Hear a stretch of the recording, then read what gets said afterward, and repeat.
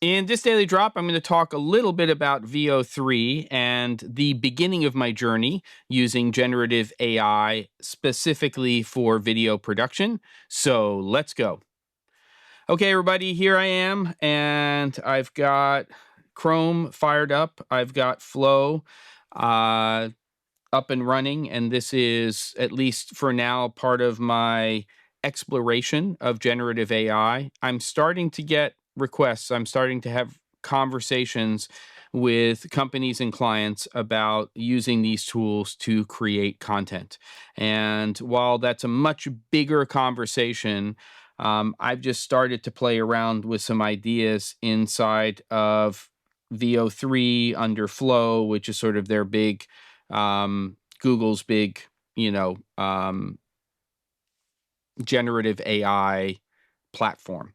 So I created an image here. I've given it some prompts, and just so you can see, if I wanted to, I can go over here and say generate an image, and I prompted, a middle-aged Scottish man in the middle of Loch Ness with a bottle of Scotch whiskey in one hand, a Glencairn glass in another, and then started to take that generated image and start to prompt. So here's one that says, man yells in a thick Scottish accent, God's water is what gives a man freedom. And this is what it returned. Hopefully you can hear this. God's water is what gives a man. F. Reading M. F freedom M. So obviously didn't take the word freedom in all caps and understand that. So I reprompted it, and we can hear what it's going to do here. I'll just go to the back. God's water is what gives a Scottish man his freedom. God's water. I don't know why it's added this layer of reverb and things into there. That's not something that I added as part of the description to the prompt. And I'm just basically taking a still image that was generated inside of here and then just prompting what I want the dialogue to be. Now, interestingly, if I go over here, here's another one that I created today.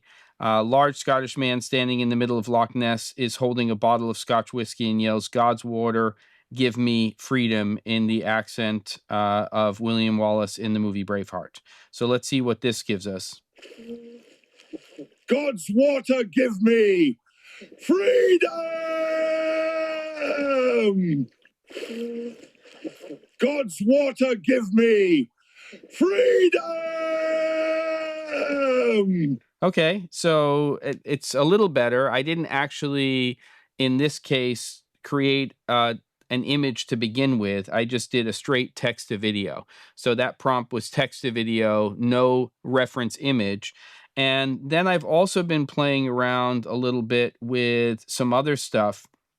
This particular project here is kind of a play on my life. When I was very young and I moved to America in the late 70s, I flew on a Pan Am flight from London Heathrow to New York's JFK Airport, and it was Pan Am Airlines, which doesn't exist anymore. And you can kind of see what's happening here, but I very much so, like the first example, created a series of images as reference images, and then I started to prompt what I want to happen. One of the things that I'm noticing here, and you can see the prompt here, which is salt and pepper haired captain of a 1979 Pan Am airplane gives boy Pan Am wings pin and says in an American accent, is that a Scottish accent? I hear, young man. The boy turns to the captain in a Scottish accent of a 7-year-old boy and says, yes, captain, I'm moving to America with my new family.